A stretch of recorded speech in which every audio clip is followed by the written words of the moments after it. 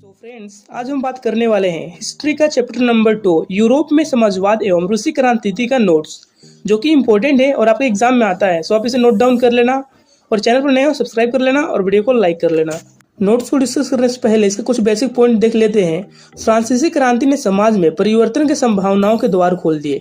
मतलब कि फ्रांस में फ्रांसीसी क्रांति के बाद वहाँ के समाजों में परिवर्तन होने लगे और फ्रांसीसी क्रांति के बाद 3 अलग अलग विचारधाराओं का विकास हुआ। मतलब कि फ्रांसीसी क्रांति के बाद फ्रांस में 3 अलग अलग विचार रखने वाले समूहों का विकास हुआ। इन सारे विचारधारा रखने वाले लोगों के बारे में अगले टॉपिक में बात करने वाले हैं। सो हम अपना नोट्स यहीं से स्टार्ट करेंगे। 3 अलग अलग विचारधारा रखने वाले लोग जो कि फ्रांस में थे, उन सब के बारे में बात करने वाले हैं। पहले तो देख लेते हैं कि ये 3 लोग कौन कौन थे। पहला था उदारवादी समूह, और दूसरा था रूढ़िवादी, और तीसरा था परिवर्तनवादी। सो 3 अलग अलग विचारधारा रखने वाले समूहों के बारे में तो पता चल गया, लेकिन इन समूहों का विचार क्या था, इन सबको बात करेंगे अगले टॉपिक में। सो पहले हम बात करते हैं रूढ़िवादी समूह के बारे में। रूढ़िवादियों का मुख्य विचार, जो रूढ़िवादी थे उनका मुख्य विचार क्या था, मतलब कि उनका विचारधारा क्या था, उनका क्या सोचना था, उन सब के बारे में बात करेंगे। सो रूढ़िवादियों का पहला विचार था उदारवादियों और परिवर्तनवादियों का विरोध।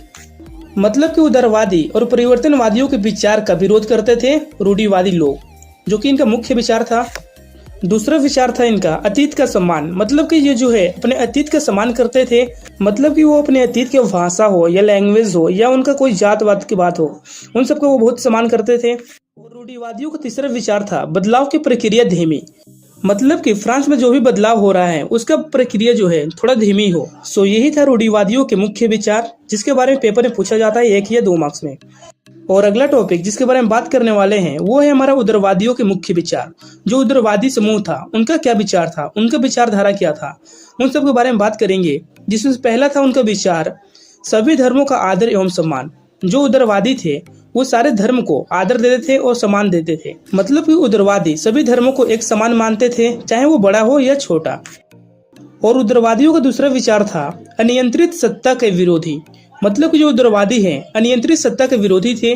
मतलब कि जिस सत्ता पर नियंत्रण नहीं है, उनकी शक्तियों पर नियंत्रण नहीं है, उन सब के विरोधी थे वो। और इनका तीसरा विचार था व्यक्ति मात्र के अधिकारों की रक्षा के पक्षधर। मतलब कि किसी भी व्यक्ति का जो अधिकार है उन सबको उनको दिलवाना। मतलब कि वो व्यक्ति के अधिकारों की रक्षा के पक्षधर थे। और उदारवादियों का चौथा विचार था सार्वभौमिक वैश्य मताधिकार के स्थान पर संपत्ति धारकों को वोट के अधिकार के पक्ष में। मतलब कि उदारवादियों को मानना था कि वोट देने का अधिकार उसे ही मिलना चाहिए जो अमीर हो।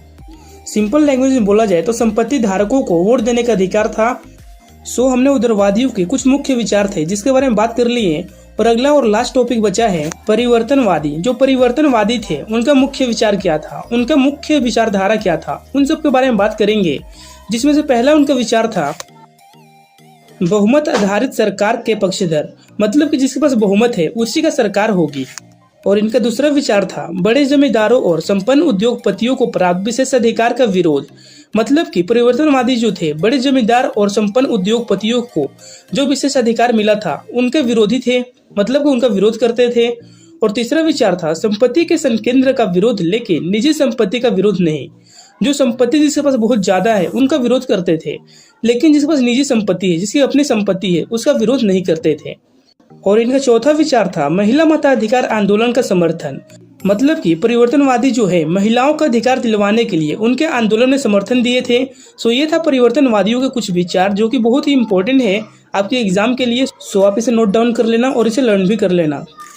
और हमारा अगला टॉपिक है समाजवादियों का मुख्य विचार। जो समाजवादी थे उनका क्या विचार था। दरअसल ये भी थोड़ा सा इम्पोर्टेंट है, सो आप इसे भी नोट डाउन कर लेना। जिसका पहला पॉइंट है हमारा निजी संपत्तियों का विरोध। जो निजी संपत्ति वाले लोग थे उनका विरोध करते थे। मतलब कि ये परिवर्तनवादियों के अपोजिट थे। परिवर्तनवादी निजी संपत्ति वालों का विरोध नहीं करते थे, लेकिन समाजवादी करते थे। और इनका दूसरा विचार था सामूहिक समुदाय की रचना। और तीसरा विचार था सरकार द्वारा सामूहिक उद्योगों को बढ़ावा देना। मतलब कि सरकार के माध्यम से सामूहिक उद्योगों को बढ़ावा देना। और इनका चौथा विचार था सारी संपत्ति पर पूरे समाज का नियंत्रण एवं स्वामित्व। मतलब कि समाजवादियों को मानना था कि जो भी संपत्ति है उन सबको पूरे समाज में बांट देना चाहिए। अब चाहे वो व्यक्ति अमीर हो या गरीब, सबको एक बराबर संपत्ति मिलनी चाहिए। और 1870 का दशक आते आते समाजवादी विचार पूरे यूरोप में फैल चुका था। मतलब कि जो समाजवादियों का ये सब विचार हैं वो सब 1870 का दशक आते आते पूरे यूरोप में फैल चुका था इनका विचार। अगला टॉपिक जिसके बारे में बात करने वाले हैं वो है हमारा रूसी क्रांति थी। रूसी क्रांति थी क्या होता है, इसका शुरुआत कब हुआ था और इसका अंत कब हुआ, इन सबको फुल डिटेल में जानेंगे। फ्रांसीसी क्रांति फरवरी 1917 में राजशाही के पतन से लेकर अक्टूबर 1917 में रूस की सत्ता पर समाजवादियों के कब्जे तक की घटना को रूसी क्रांति कहा जाता है। मतलब कि राजशाही के पतन से लेकर रूस की सत्ता पर समाजवादी के कब्जे तक की पूरी घटना जो है उनको हम रूसी क्रांति कहते हैं।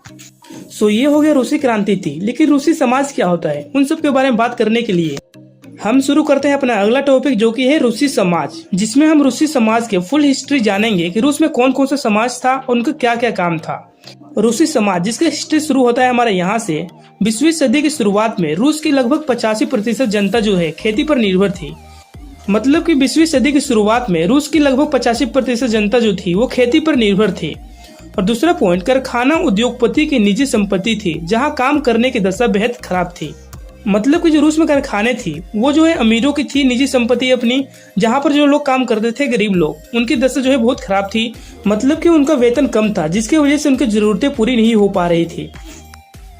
और यहाँ के किसान समय समय पर सारी जमीन कम्युनिस्ट को सौंप देते थे और फिर कम्युनिस्ट इस परिवार की जरूरत के हिसाब से किसानों को जमीन बांटता था।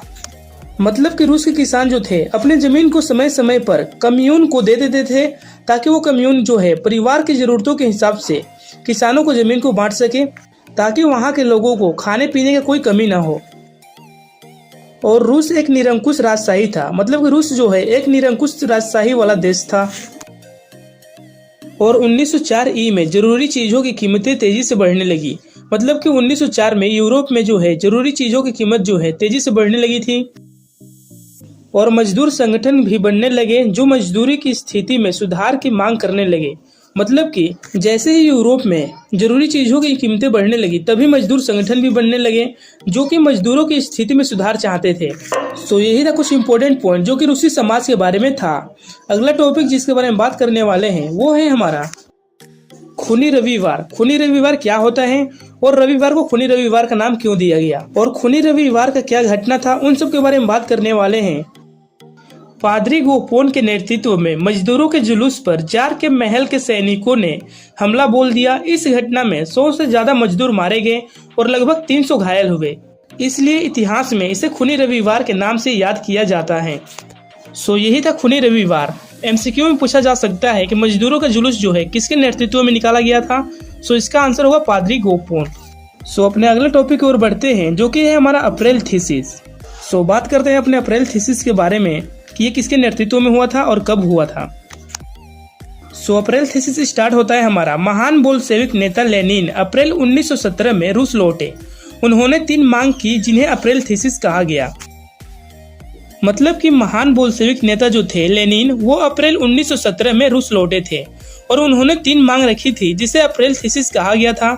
चलिए देखते हैं कि 3 मांग क्या थी उनकी। इनका पहला मांग था युद्ध की समाप्ति। मतलब कि जो रूस में युद्ध चल रहा था उनका समाप्ति चाहते थे। और लेनिन का दूसरा मांग था सारे जमीनें किसानों के हवाले। मतलब कि जो रूस में जमीन थी उन सबको किसानों के हवाले कर दिया जाए। और लेनिन का तीसरा मांग था बैंकों की राष्ट्रीयकरण। मतलब कि बैंकों में जो है बदलाव किया जाए, उनको और बेहतर बनाया जाए। ये था अप्रैल थीसिस जिसमें महान बोल्शेविक नेता लेनिन ने मांग की थी 3, जिसके बारे में हमने बात कर चुके हैं। अब बढ़ते हैं हम अपने अगले टॉपिक की ओर जो कि है हमारा अक्टूबर क्रांति क्या है, इसका शुरुआत कब हुआ था और इसका अंत कब हुआ और इसका मांग क्या था, इन सब के बारे में बात करने वाले हैं। जिसमें से पहला है हमारा 24 अक्टूबर 1917 को विद्रोह शुरू हो गया और शाम ढलते ढलते पूरा पेट्रोग्राद शहर बोल्शेविक के नियंत्रण में आ गया। इस प्रकार अक्टूबर क्रांति पूर्ण हुई। मतलब कि 24 अक्टूबर 1917 को विद्रोह शुरू हुआ था और शाम होते होते पूरे पेट्रोग्राद शहर पर बोल्शेविकों का नियंत्रण हो गया और इस प्रकार अक्टूबर क्रांति पूरी हुई। लेकिन अक्टूबर क्रांति पूर्ण होने के बाद क्या हुआ? पहला तो निजी संपत्ति का खात्मा। मतलब कि अक्टूबर क्रांति के बाद निजी संपत्ति के अधिकार को खत्म कर दिया गया। और बैंकों और उद्योगों का राष्ट्रीयकरण, मतलब कि फ्रांसीसी क्रांति के बाद बैंकों और उद्योगों को और भी बेहतर बनाने की कोशिश किया गया और जमीनों को सामाजिक संपत्ति घोषित कर दिया गया और जो जमीन था उसको सामाजिक संपत्ति घोषित कर दिया गया, मतलब कि जो रूस की संपत्ति थी उसको सामाजिक घोषित कर दिया गया था और रूस एक दलीय व्यवस्था वाला देश बन गया। 16 अक्टूबर क्रांति के बाद कुछ इस प्रकार बदलाव हुए, बैंकों और उद्योगों में राष्ट्रीयकरण हुआ। ये सब कुछ इम्पोर्टेंट पॉइंट था जो आप नोट डाउन कर लेना। हमारे चैप्टर का नोट्स खत्म होता है यहीं पर। अगर आपको वीडियो अच्छी लगी हो चैनल सब्सक्राइब कर लेना और वीडियो को लाइक कर लेना। और अगर आपको एमसीक्यू क्वेश्चन या इंपॉर्टेंट क्वेश्चन आंसर चाहिए तो आप हमें कमेंट करना। And thank you so much for watching my video and bye bye.